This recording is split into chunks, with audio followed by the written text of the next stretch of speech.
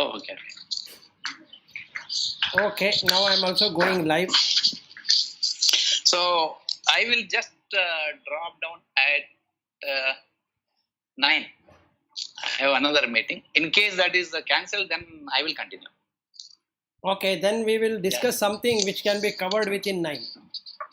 Yeah. That is better, and we'll see. Okay. So I sent one video. Did you have a look at it? No, I didn't. I was fully busy in office work. No problem. So yeah, actually, you can just explain. Yes, that video is about scientifically. Yeah. Also, how they are trying to find the nothingness, shunya. Okay. So whatever the shunya is not there or whatever it is, how science is also doing that. Yeah. So the real meaning of shunya, if you were to take, or rather existence and non-existence, the reason I sent it because whatever we are discussing is also there in science. It's not that spirituality is something different than science.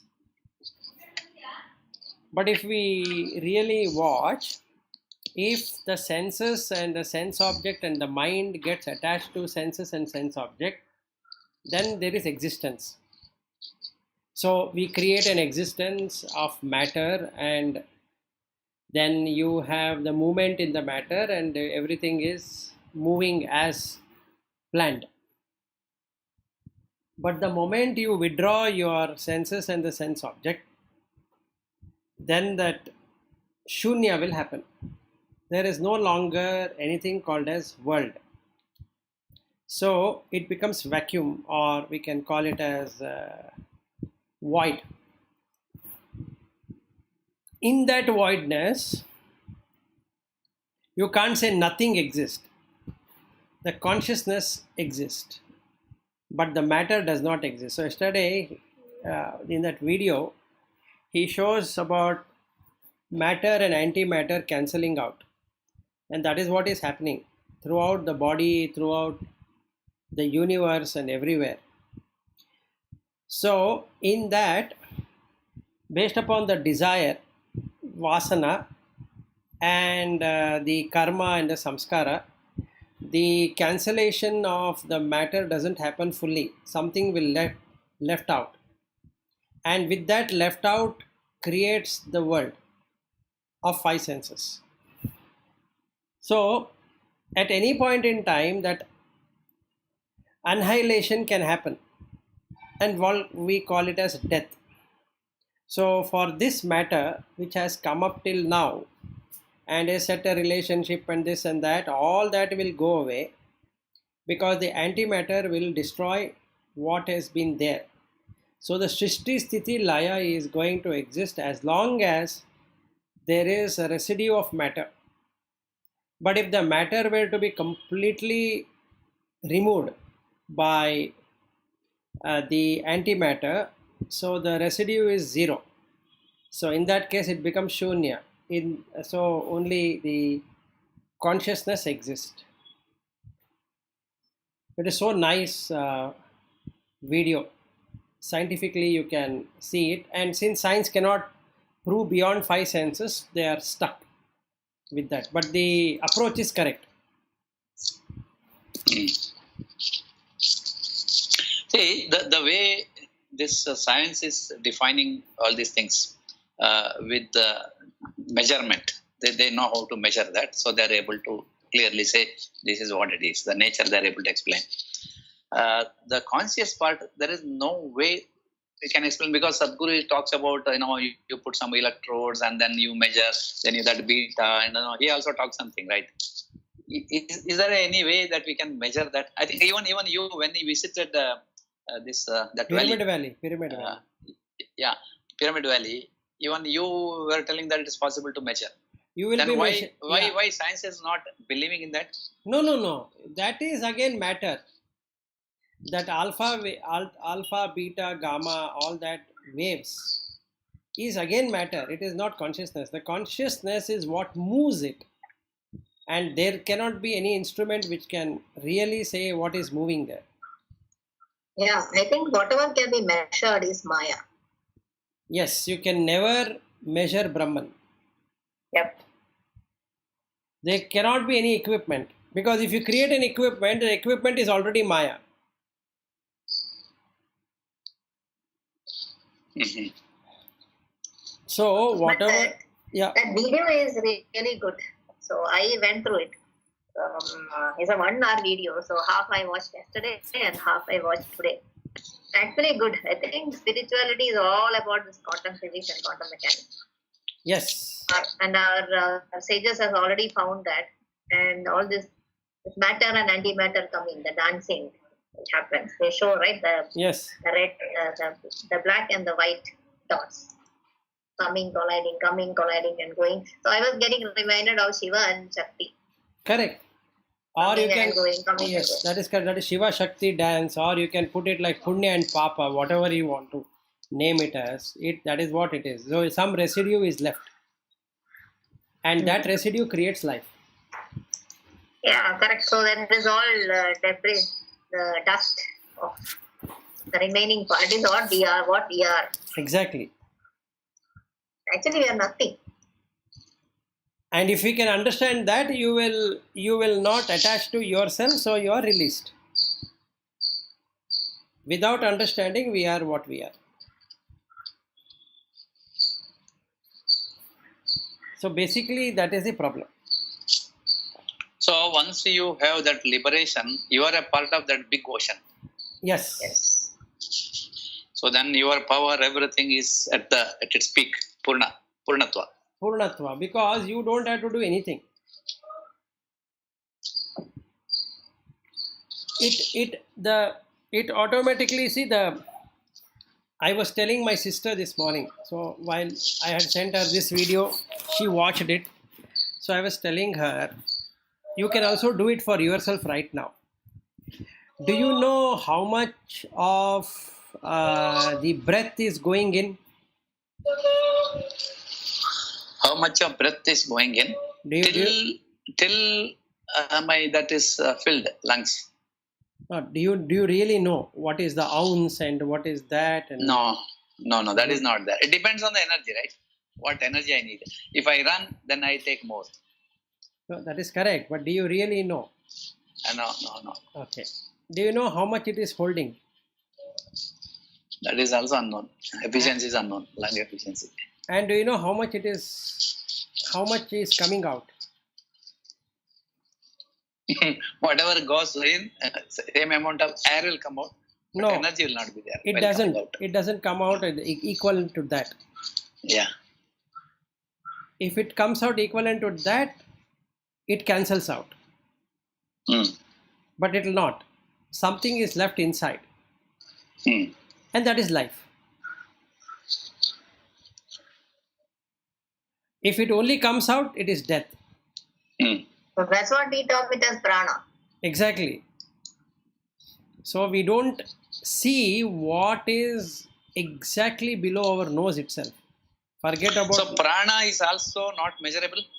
Prana cannot be measured by any. Is it prana is Brahman or? No, not at all. It is matter, but still you cannot measure. Matter. Yes. Still you cannot measure.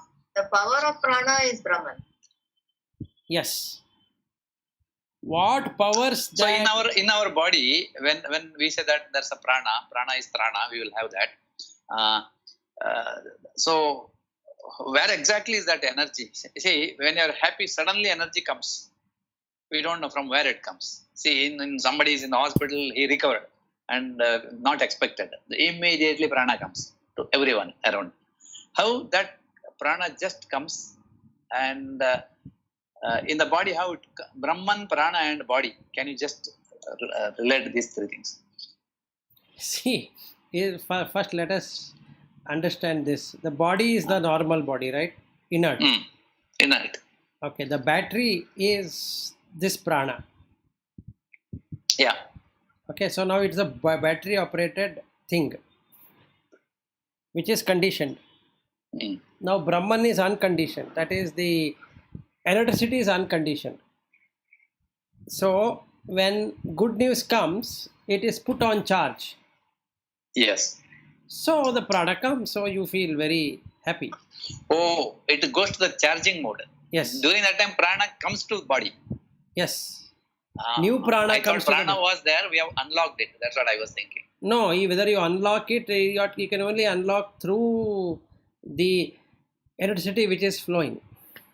Yes. Okay. Prana enters. That means when we are doing exercise, after we wake up, immediately after the exercise, say about 30 minutes if you do, your prana level goes up. Yes, because you are recharged. Just like you are recharged when you wake up. That recharging process happens because of physical exercise, right? Yes. No mental exercise. There's no mental Similarly, doing mental exercise, you can recharge. That is what is called meditation. Meditation. Okay. That's all.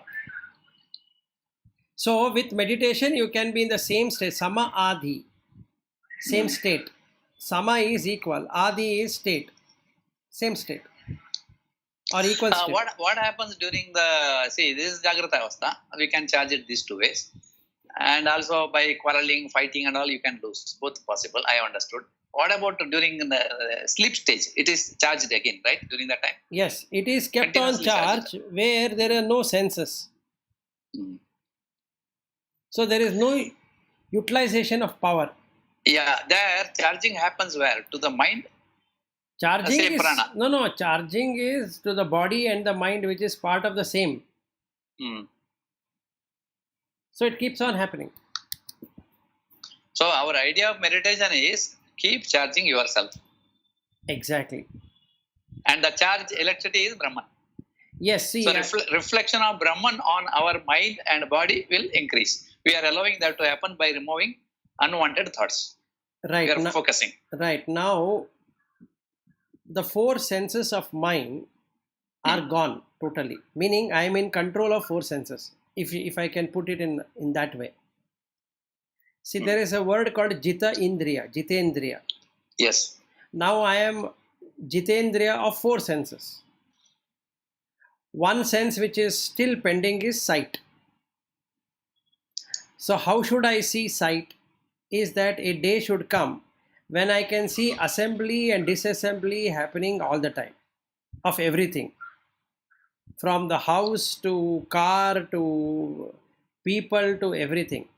I should be able to see assembling, disassembling all the time.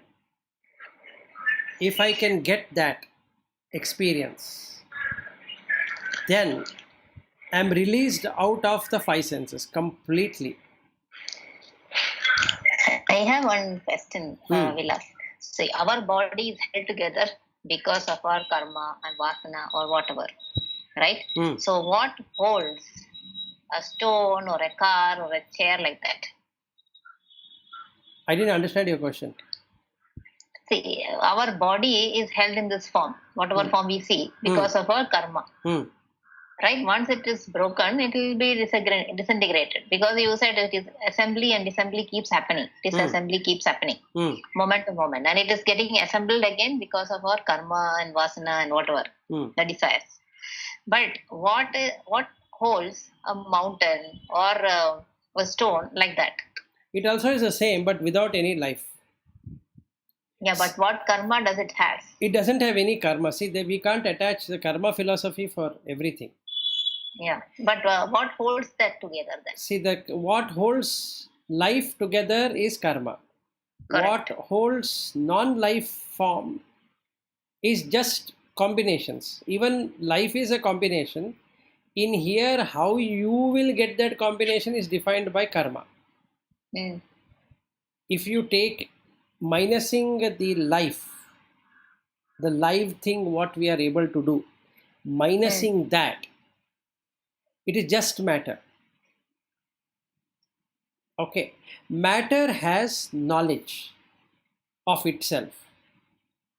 So we call it as Mahat, universal intelligence. Yes. That is part of Prakriti, not Purusha. So we should not do the mistake of taking it on the Purusha side. It is Prakriti. Mahat is part of Prakriti. Yeah, that I understood. Now if you understand that, the chair, the table, all of that, the gravitation, everything, whatever we are taking, it is part of Prakriti. The movement, if there is a movement at all in the atoms, if there is movement, it is called as Brahmana and Paribramana. That means it turns on its one axis and turns on the other side to create that motion. That is Purusha. Got the point? Now, in the inert object also that is there, but it is so low that it takes long period of time to disintegrate. But that is going to disintegrate. But there is no life form which will make the state change. Okay, now let me give an example so that this highly technical can be brought into a very simple thing. Let's take a mountain versus me, right? For the mountain to be formed, it takes millions of years. Through the process of oxidation and let us say volcanic eruption or some combination has to be there. Otherwise, no mountain can be formed, right? Correct. So there is a power which creates that to happen, right? And Yes. the atoms hold together. Till it holds together, the mountain is there. The day it falls down, there is no mountain. Agree? Yeah, correct. Okay. Now let us make that mountain to be human being now. Let's say. What is happening is the state change will automatically happen now because it is itself having a power. So due to the cause, the condition has been created where it becomes now animation because the movement can be made. Whereas in the mountain earlier, which was inert, there was, when we say inert, it doesn't mean that it is really inert. There is subtle movements, but it is so subtle that you can't see that movement happening. Am I making sense? Yeah, I understood, yes. Okay. So the difference between a sentient being and a non-sentient thing is that the sentient being has mind at its core. So it can perceive and it can feel, whereas a mountain cannot perceive and feel. But that doesn't mean that the atoms are not joined and they are not doing what they are doing. They are doing, but there is no mind to make it faster or slower or whatever it is. And that's the difference. See, forget that. Let's take between plants, trees and humans. What's the difference? It is also inert, but it has life.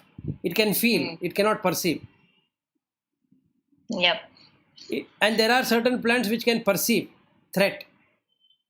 So it will camouflage. To a little extent, not to an extent what a real sentient being can do. There are plants, flowers, which can kill the small insects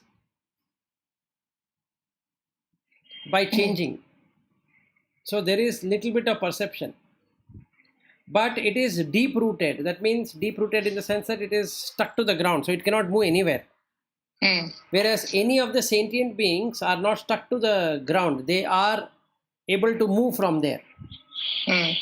Okay, but why it is able to move? Because perception makes things to move. So what if there was no mind? Then it would be like a tree. No mind. Only life. It will not do anything to protect itself. So that's the difference. So what keeps this in shape is Mahat. What makes it move is Purusha. Okay. So the state change is Purusha. Staying in one state forever is Prakriti.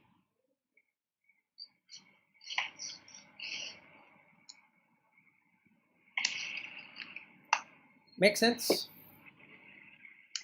Yeah. Yes. Okay, but did you understand? Yeah. Sure. There is no karma to those things, right?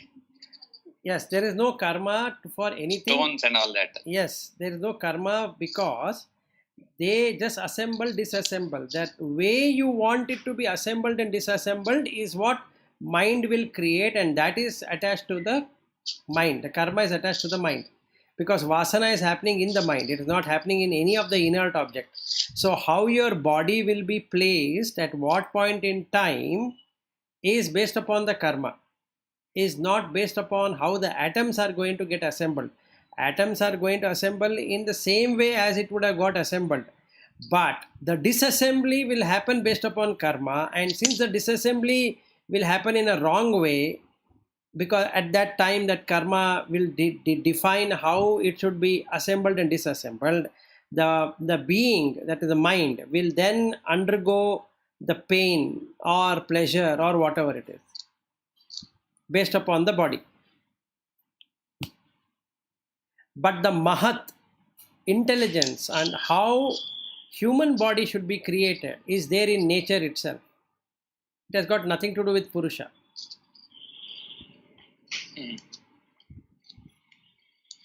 Sometimes we tell God that, God, you only know how did you create a human, or how do you know you should create a body like this.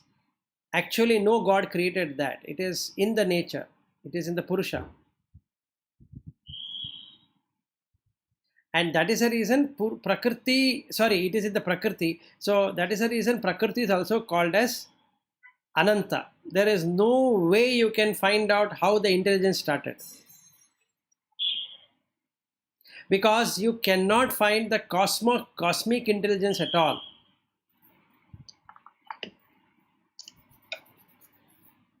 Neither you can find how it is moving, how it is expanding, and what makes it expand. Both are not known.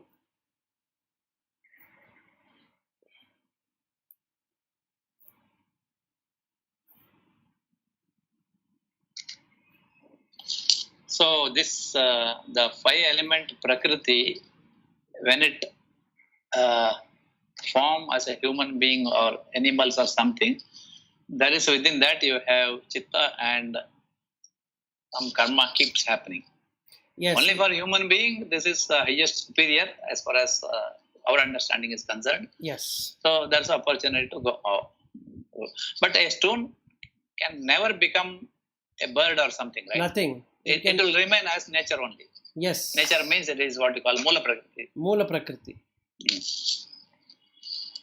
And Mula Prakriti is visible to us in different forms. Yes. Is it based on our feeling, or Mula Prakriti, that is what is visible to all? No. Mula Prakriti. A stone, when it is in the temple, I see as a god, other person see as an excellent some carvings, and the other person will see as a stone. But is it that way, or it is always, it's like stone only? It is always a stone, which is the basic of hardness and softness. But mind makes that nama and rupa distinction, and for one it is seen as God, another it is seen as a sculpture, for another it seems like a stone. But the basic is only hardness and softness. But when prana pradishta happens, then some life is infused into that, right? Yes. So then what you are doing is you are making Purusha getting attached to that Prakriti. So it will then manifest.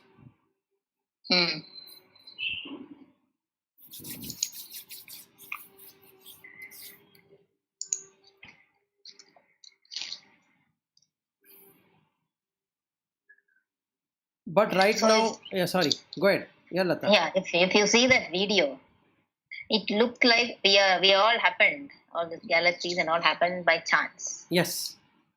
Everything is by chance only. Is that so? It is what?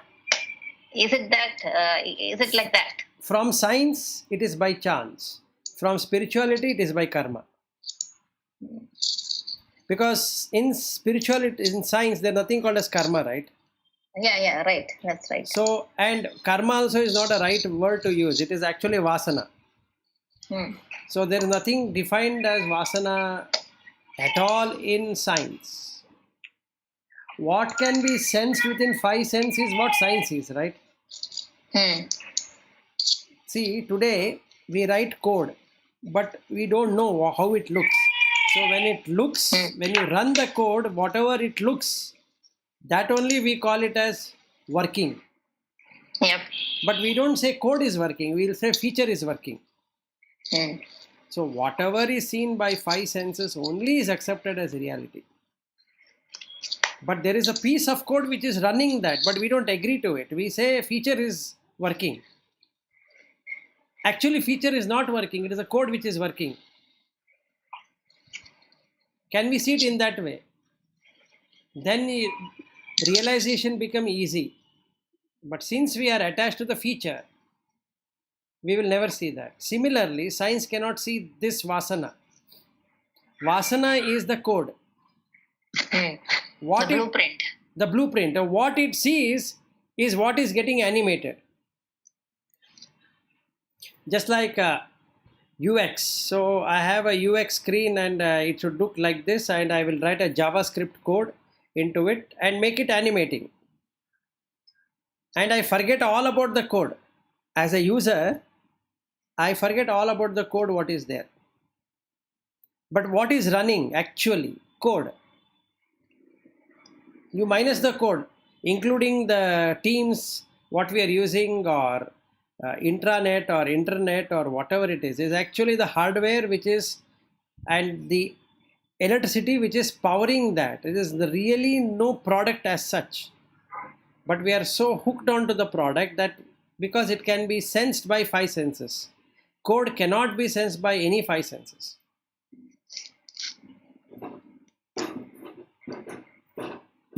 That is the problem.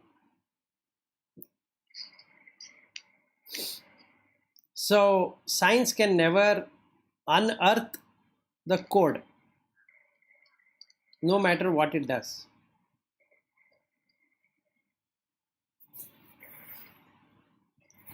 Yeah, correct. And mass liberation is also not possible. No, only one person will know how to understand the code. Correct. Everybody will understand the product.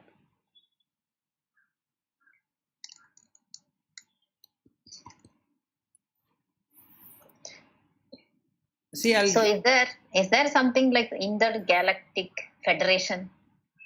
I think where did I read it? No, there are, yes, I have also read about that. The people come up with various concepts. Just like now today for Corona, there is one concept which is floating around, which I think somebody in the batch team had sent it to me, that Bill Gates is wanting to make money and he is putting his money in vaccination, and how they have created a secret society and so many things about it. Okay, so people will come up with parallel universe, intergalactic movements, and then what is that? You will have this siphoning of galaxy to galaxies, meaning you will like this wormhole. They call it as wormhole, wherein you will move from one galaxy to another. You will be sucked into that galaxy, and you are there. Yes, truly speaking, all that can be done. Honestly, how? You have to become Purusha, and everything else, everything is possible. Because without that Purusha, nothing of that is possible. So one way is true. That is, you become the code. You can run anything you want, right? Yeah.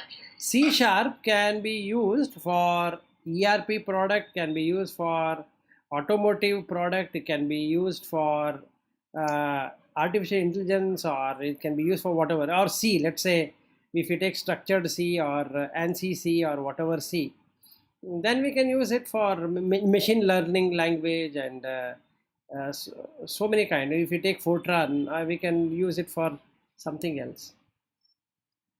But people are not interested in the code. They are interested in the value they get out of the code, right? Yeah. Through feature. So feature is the Prakriti, code is the Purusha. Mm-hmm. You remove the code, where is the Prakriti now?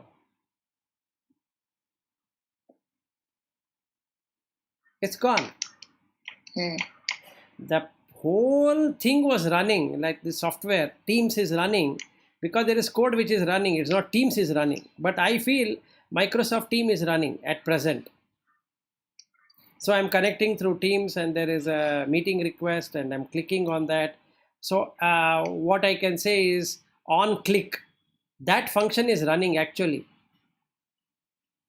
And it is going to the library file to fetch what should be done when on meeting is clicked.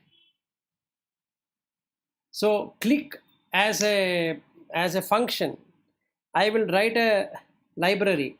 Tab as a function, I will write a library. So whenever I will take a library, I will import the library and then I'm using it. So nobody is interested to know what library is being used. So only one person will liberate because he sees this as a library. So he has seen the magician. Others will only see it as teams. But this person has caught the magician. It is magically putting.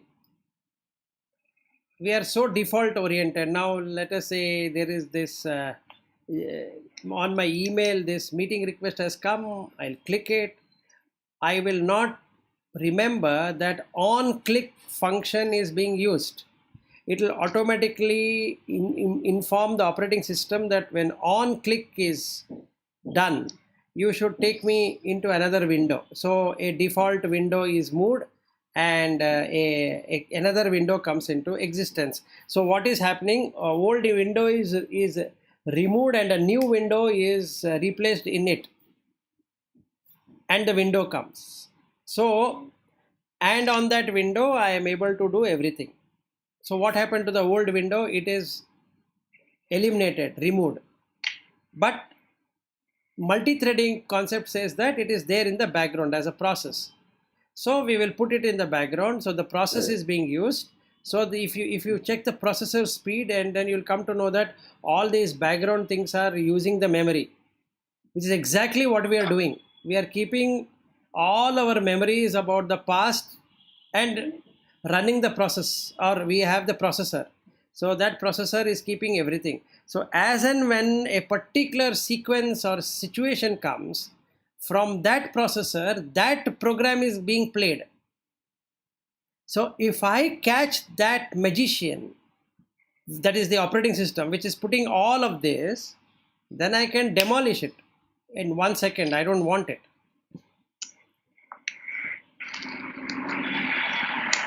And that's it.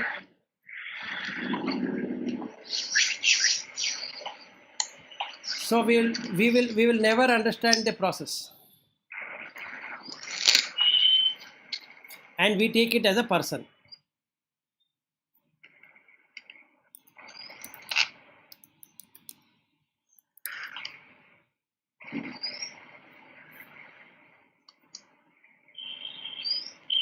Okay with that example?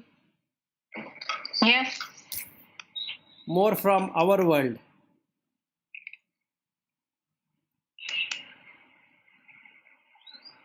So if you catch the magician, then you are completely liberated.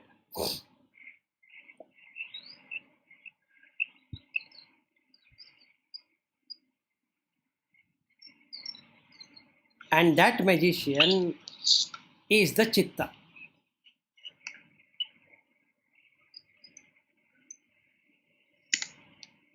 So different program which is coming up. Yes. It's only different programs which are coming up.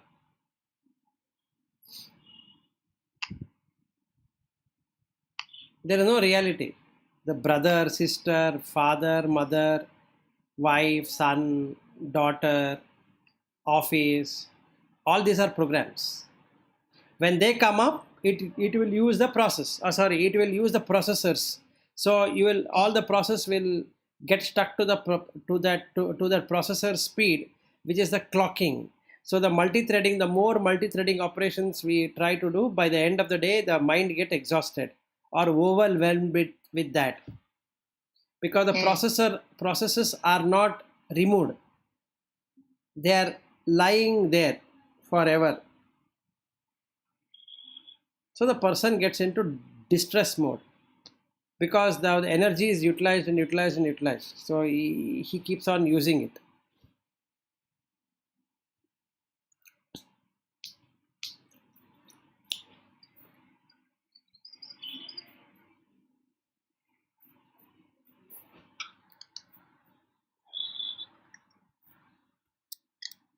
I think that is all I had to speak, unless somebody has different questions. I have totally different question today. This is related to when we are, say, by-hearted something, it simply comes out of our mouth. Okay, it may be a song, it may be Veda or anything, with effortlessly.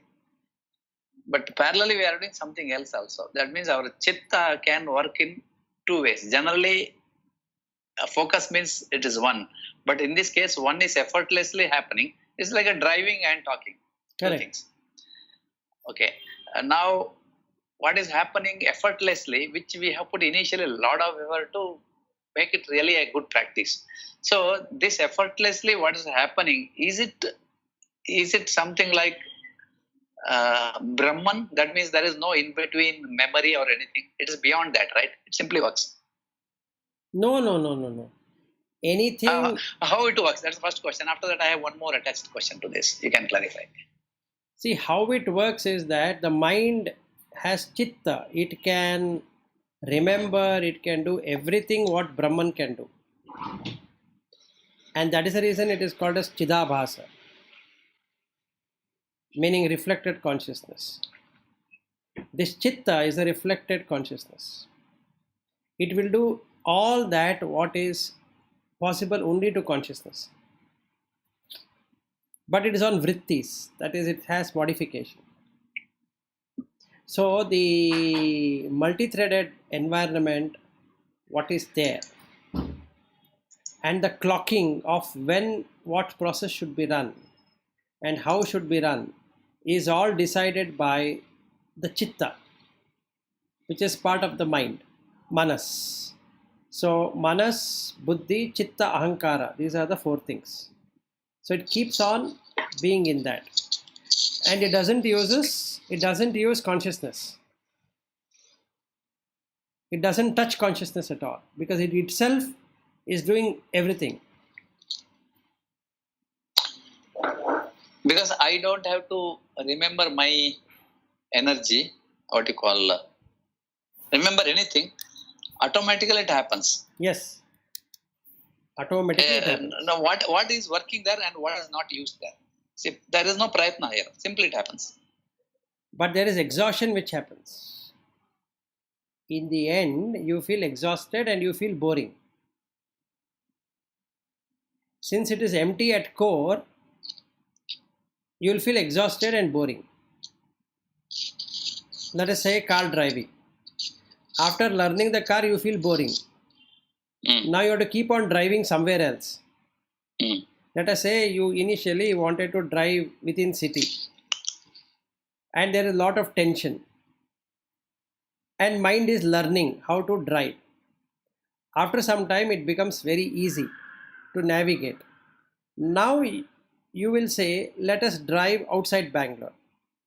So now you are driving outside Bangalore. Let us say you will drive till Hassan, as an example. Then you will feel that, okay, now that I have driven till Hassan, why don't I take it till Mangalore? And I can go to my hometown. So then you take it till Mangalore and also take it to your hometown. Now after taking to your hometown, then showing to your people, why don't I go to Goa or somewhere else, or Kerala and this place, that place. So then mind doesn't want to do the same activity again and again. It wants different. So it keeps on creating new things, new ideas, new places to see and all that, because it resists boredom. Actually speaking, consciousness is boredom. If you were to stay in pure consciousness, it is boring. because there's no activity in consciousness. Yes. But mind is part of Prakriti, but having Chitta at its core. So it keeps on creating something new. And it doesn't attach itself to the consciousness. So it suffers of boredom and it suffers of non-existence and existence at the same time. This is what it is. So our remembrance of shloka or whatever we have learned in college and school, even the work what you're doing or you are doing, I am doing and everybody is doing, is learnt one, right? Yeah, experience. All that experience is coming through chitta only. It is not coming through your consciousness. Mm-hmm. See, the project management what you are doing is coming from chitta, reflected consciousness. See, then at a time, two things are happening. Two chittas are together operating, right? No. One is effortlessly. No. That it seems to be like that. That is how it can camouflage. Just like multi-threaded operation, when you say that my system is multi-threaded, I have a clocking, I have the dual core and all that. That is exactly what you're doing. It will stay in the background in such a way that you are able to access two events at the same time. But in reality, it is not. It is single-threaded only. It seems to be like that. Why? We have spoken over it. It's like 5 bulbs. One bulb is almost going away, second bulb, third bulb, fourth bulb, fifth bulb. By the time this goes away, again that bulb operates. So it's at never any circumstances, it seems like one is switching off, just like the serial lights. So from far off distance, you see it as going in a serial light. But if you really see, it is switching on, switching off, switching off, switching off in a pattern. That's exactly what is happening. Between car so it's in the fraction of a second, it is going here to there to here. Huh? Absolutely. And one is it is recalling effortlessly, another one is with the prayatna, it is doing some work. Exactly. So yesterday I was chatting with my friend and talking to you all, right? But after some time I have to give a pause to either one of them, right? Yeah. I am talking effortlessly here, but I have to put effort there. Correct. So it is not single-threaded. It is not multi-threaded. Another way to test. When you are seeing, you can't hear. That is true. So that multi-threaded is not there. Even though we feel. Even in software, there is nothing called as multi-threaded in true sense. Yeah, we are extrapolating from previous to the next one, drawing a line. Yes. Correct. Especially, when we are when you are talking, you are talking to other person. Suddenly some email pops up. If it is interesting, we'll immediately, if it is 1 second job, we will approve it. Yes. But that time we lost you. But when you come back, we can immediately connect. Yes. I know. So what you are telling is both these things are, whatever we are recalling, knowledge and applying, without effort and with effort, both are from the same chitta, but it is happening sequentially. Yes. They are not from same chitta. Yeah. There are. But is it possible to bring everything to one point? That is dhyana, right? Yes. So during dhyana, you will not bring any other things. During dhyana, the chitta will stop. It will get frozen. Yeah. Okay. Now, if I do a cycle balancing, for example, it's a physical one. That balancing is stored in the chitta as a balance. Yes. So that is called my chitta, ego. It is not there with the other person because he has not done that. Exactly. And I eat food. My stomach is full. I have energy. That is my chitta again. Yes. Is there a shared chittas? No. Two people? No, nothing. Nothing like that. But if both the chittas seemingly operate at the same level, it is called a telepathy. Yeah. I'm talking about that. When all people are doing dhyana together. some communication happens basically between Guru and Shishya.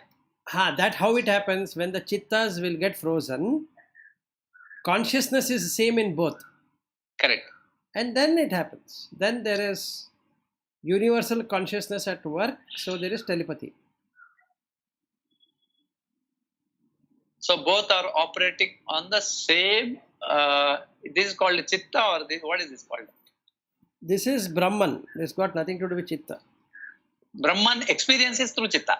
Yes. In this case. But it is frozen. So message which is one Chitta sent through other Chitta, and it is reaches through Brahman without any Prakriti. Yes. There is no interpretation. Mm-hmm. Interpretation causes confusion. Okay, now one more thing. See, you are telling that Shankaracharya was like this, Buddha was like this. It's all based on what we read from books and what we heard from this one. There is a possibility of so much of distortion might have happened from generation to generation, right? Yes. It has happened. Then see, my Shankaracharya and your Shankaracharya can be different. Yes, in your mind, your Shankaracharya is different, my Shankaracharya is different. Correct. And my Buddha is different, your Buddha is different. That is also true. Correct. So, you see, if your Chitta likes one, it can be Shankaracharya or any Madhvacharya, anything. And I have mine one. Again, Shankaracharya, Madhvacharya. Then the original message is lost. What we are understanding and practicing is through our Chitta is something what we heard from others. Yes. So there is an impurity in practices. Impurity in understanding. Yes. So how to purify this to understand the real thing? When you read, you should have an experience of it. You should not go by hearsay of anyone. Experiential learning. See, in every pravachana, what they say, avarige hage agitante. This ante kante business is not okay. Ante kante waste. It's waste. ಅವರು ಹಾಗೆ ಕೂತಿದ್ರು, ಅವರು 8 ಅವರು ಒಂದೇ ಕಡೆ ಕೂತು ಧ್ಯಾನ ಮಾಡ್ತಾ ಇದ್ರು. Okay, great. ಏನ್ ಧ್ಯಾನ ಮಾಡ್ತಾ ಇದ್ರು? There is no answer to that. I got it. One more thing. See, if I go to a great Acharya, so-called Kanchi Paramacharya, or say Sringeri, that Jagadguru, or Udupi, some Ashtamata, some great Swamijis. When I go and see them, because we call them as even though religious leaders, they themselves say that they are spiritual leaders. When we go and see them, what feeling we should get it? Because I don't know that person. I only heard from others. What feeling I should generate about that person? Neutral. For my spiritual growth. Neutral. If neutral means there is no transaction, right? No, if that person is spiritual, the moment you go and stand, you'll get connected. Yeah, I see. People like you will be connected because of the spiritually sensitive people. No. And people for like any person. The next level, that their Chitta is. No, it's not like that. May not be that sensitive to receive. No. Like, you said, the preaching and receiving, it has happened through Brahman. Other people will not be of that level. What sensitivity is there? Because many times when you go there and stand, what you see that what is physically happening, not what is happening within his mind or within his this one. I can give you a beautiful example. Now, this people used to go and meet Ramana for going to Arunachala. Yeah, again, it is not necessary to Swamiji I'm talking about. I'm talking about when I go and see a spiritual person, how to identify him without visiting card. I want him, I know very much. Wait for a second. I'll just explain to you. Now, in the case of Ramana Maharshi, there were many people who used to just go and sit. Yes. Now, what is happening? His vibration, that place, whatever he is vibrating, made people assemble there, right? He didn't do anything. He didn't say anything. He was not even talking to anyone. All their personal problem, questions, whatever, used to get answered. But if you really see what he was doing, he was only transmitting energy. Yes. Got it? So if there is a spiritual person, that spiritual person will be doing like this. Whether he talks or doesn't talk, it is immaterial. But he will be doing like this. Is it through attraction I am going there? No. It need not be attraction. You don't even know that person. Let us say there is this person called Ramana Maharshi. Let's say. Or let's take another easy example. Take my case. I am not a spiritual guru like so many gurus, right? So if I am walking down the road, what does the dog do to me?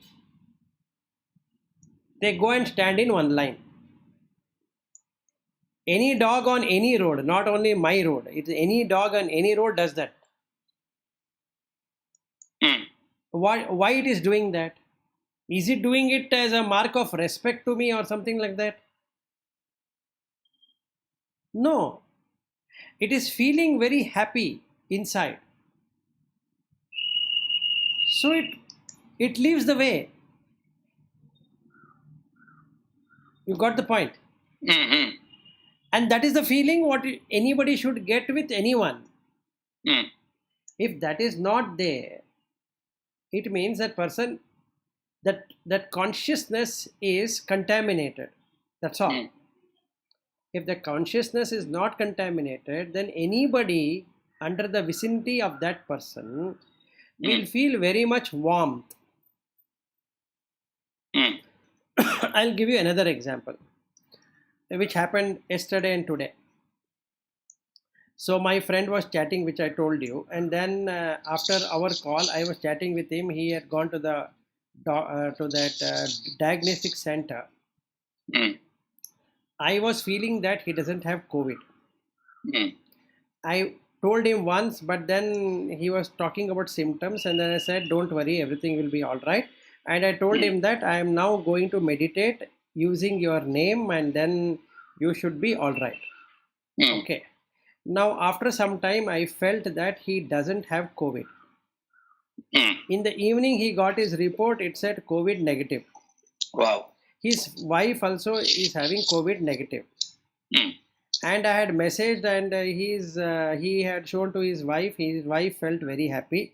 So this morning, before our meeting started, I gave a call to her, asking about her husband, and she said, "We have everything, and you are meditating. That itself is so good to us.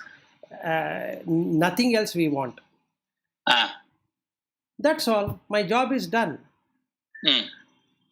And that means that person is getting benefited, right? Yes. It's not that I have done anything. That consciousness Hmm.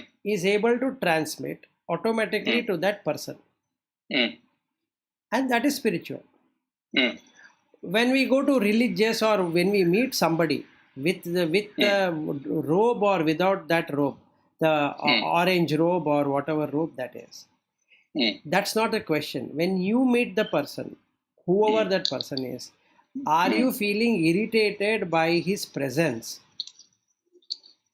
If yes, then there is something wrong with your energy or his energy, and most likely it is his energy which is causing problem to you. Hmm. If you are feeling very much warm and it makes you stay there for long period of time, and you don't want that person to go away from you,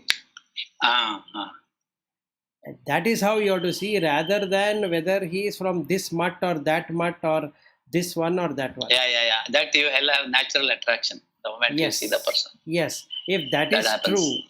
true, then he is spiritual. Okay. Need not have taken any robes. So immediately he starts emitting that positive energy, and his words will immediately attract you. Yes. So I told my friend's wife that by 8th of November, your husband will be all right. I had also messaged him yesterday saying that by 8th, you are all right. Now, let's say it happens. Then what happens? Now you see what happens. Yes. The faith will increase. Right. And this student of mine who is to come here, now her mother had cancer, and today she is able to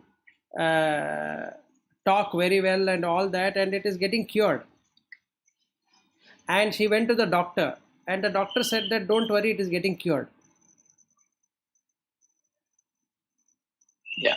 Okay, she is doing Yeah. meditation. Vilas, now it's 9:30. Yes. Other person is waiting for me. Oh, sorry. So Maybe, yes. See you tomorrow. Luckily, that one meeting is got cancelled. That Okay. person did not join. okay, no 9 worries. So then we 9 will. to We'll, 9:30. Now 9:30 is the second yeah, meeting. yeah. We'll continue tomorrow. Okay. Tomorrow. Okay then. Thank Okay. you. Bye. Okay, Bye. Lata. Bye, bye, bye, everyone.